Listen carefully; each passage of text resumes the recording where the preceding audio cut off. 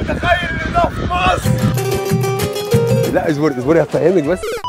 هيو تعمل لو عايز تتفسح في بورسعيد في 2025. لو عايزين نسافر ونتفسح وناكل ونحلي ونعمل شوبينج ونزور اماكن جديده، نروح فين والموضوع هيتكلف كام؟ وهيكون معانا هايدي. يلا بينا نشوف الحوار ده. اول ما وصلنا كنا عايزين نشم هوا نضيف، فطلعنا على حديقه فريال، وهي من اجمل الحدائق اللي هتروحها في حياتك، والدخول ببلاش من غير اي تيكت. بس دي مش اروش حاجه في بورسعيد، الروش بالنسبه لي هي حديقه المسله بسبب الحمام الموجود هناك دايما. ورحنا نشتري اكل للحمام. ده بكام؟ اتفضلي شكرا يا ستي. والله ما له زوم، الله يبارك لك. حمو بتقول له يا حمو عشان هم في بورسعيد؟ لا بقول له يا حمو ده حمام. ايه يا غاوي مش هتجيب لي حق يا اخويا يا كبير؟ حلوه يا بلدي.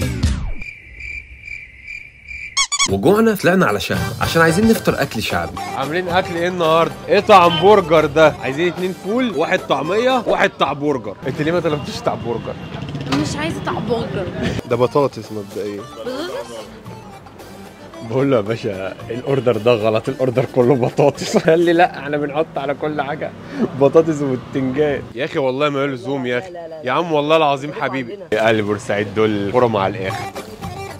والله حلو قوي الميكس ده. طعميه، طماطم، بتنجان، توابع. واي ساندوتش ب7 جنيه، والطع برجر ب10 جنيه. طعم برجر تتلاقي غير في بورسعيد بس. وكنا عايزين نحلي طبعا سلسبيله عشان ناكل كاساتا. عايزين 2 كاساتا، كاساتا ب 20 جنيه. انت ايه مبسوطه ليه؟ عشان بحب الايس كريم. عايز تختار الطعم؟ في حاجات ما بحبهاش. فيها شوكولاته. هي دي فولت بتنزل كله بياكل منها. بص بقى الكاساتا عباره عن ايه؟ ايس كريم كانتالوب ده عشان ارخص حاجه، بعد كده واحده شوكولاته، واحده مانجا، واحده نوجا. بقى دوق بقى الكانتالوب ده، دوق النوجا دي. ما بحبش النوجا. امال بتحبي ايه؟ بحب الشوكولاته الصغننه دي.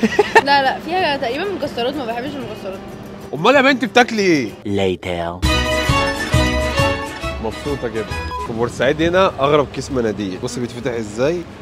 خلاص كده بقى عريان. اوكي. تاخد منه منديل خلاص وهيفضل مفتوح مدى الحياه.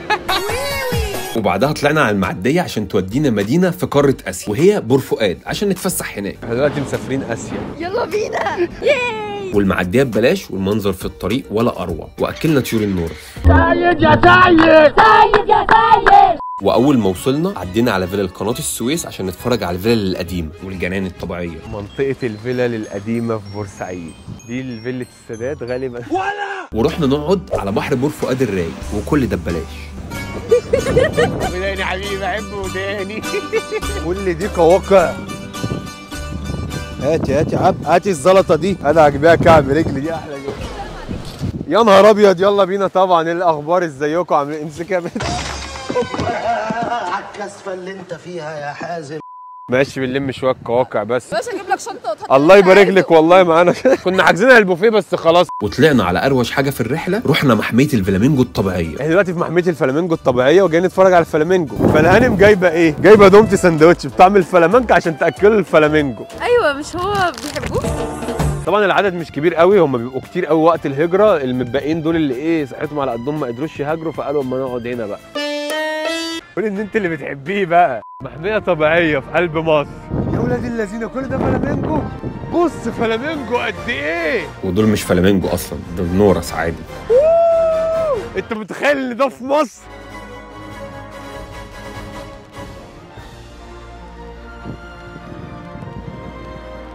مش عايزين تاكلوا ليه؟ احنا جايبين لكم فلامينجو بطعم الفلامنك. Les rêves des amoureux sont comme le bon vin, ils donnent de la joie. انا خايف اخدها كل دول يطلعوا عليا ياكلوني. هرجعها مكاننا عشان انا عارفهم، مش دول بتوع الاكل اللي في فيلم نيمو. وما ينفعش نروح بور فؤاد من غير ما نعدي على جبال الملح، وسعر التيكت 5 جنيه. طعمها مالح فعلا. لا يا شيخ. دوق والله طعمها شيبسي. شعرك كله بقى شيبسي. لا اصبري هفهمك بس هفهمك. ده ملح مش تلج. خدي بالك الملح ده مفيد قوي للشعر. انا مش هضر، انا بحط منه لبيتي.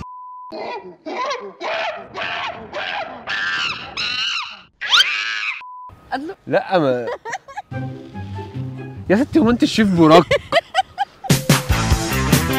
وفي كمان هناك مكان تشتري منه تذكارات ومنتجات سكين كير طبيعيه. ده ملح ملون. مفيش بينك؟ وقدموا لنا شاي وكتبنا اسامينا على الحيطه. انا شفتك فين قبل كده؟ انت يا بنت مش شربتي من الملجأ مع فليكس؟ ايوه في ولاد الشمس. خدت كام على الدور ده؟ وفليكس خد كام؟ سيب مكان كده رايق. شد الحبل.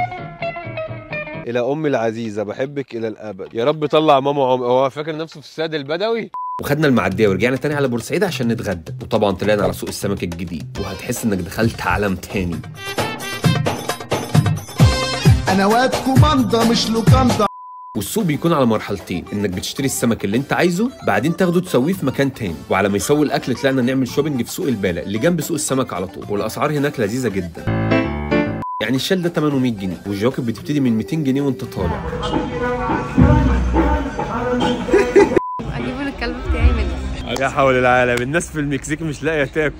وما ينفعش ما تعديش على دكان العسل عشان تشتري عسل طبيعي. ورجعنا عشان ناخد الاكل في ترابيزات تاكل هناك، بس احنا طلعنا ناكل على البحر وخدنا منه مشمع عشان نفرشه على الرمله. مفيش احلى من اكله السمك في بورسعيد على ضفاف البحر. بس بالنسبه للاسعار، جبنا كيلو جمبري نصين محمر وبيتر فلاي وسمكه زيت وليمون وربع سبيط كان سعرهم 700 جنيه، ده غير سعر التسويه والرز والسلطات واثنين شوربه سي فود ب 400 جنيه، يعني توتال 1100. فلو مش حابب تبوظ الميزانيه ولو مش جاي معاك بسمك ونفسك في اكل حلو وسعرها رخيص، تطلع على هايبر، اكله حلو واسعاره رخيصه. انا طلبت ساندوتش هارد اتاك تشيكن ب 130 جنيه، وهي طلبت سموكي موسكو 300 جرام ب 145 جنيه. ايه كل ده؟ ب 130 جنيه؟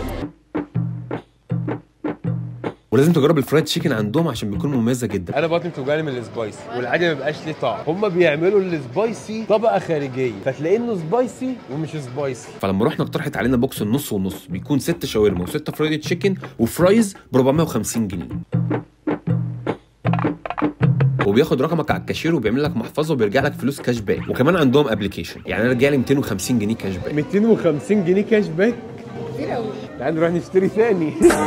وكنا عايزين نحلي، وطبعا ما ينفعش نروح من غير ما ناكل تمريه وسمنيه والزلابيه البورسعيد. فطلعنا على مول ديلي سيبس ورحنا على جدو عزيز، والاسعار بتاعتهم في اللذيذ قوي، واحنا طلبنا بوكس الوسط. السمنيه والتمريه الزبديه زبديه ايه واحنا بنتسحر، والزلابيه الزلابيه السمنيه والتمريه اصل الحلويات البورسعيديه. بتقول لك التمريه فيها تمر.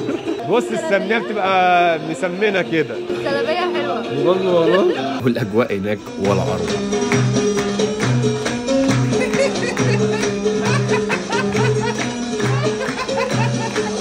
الاتموسفير هنا خطير. ايه ده؟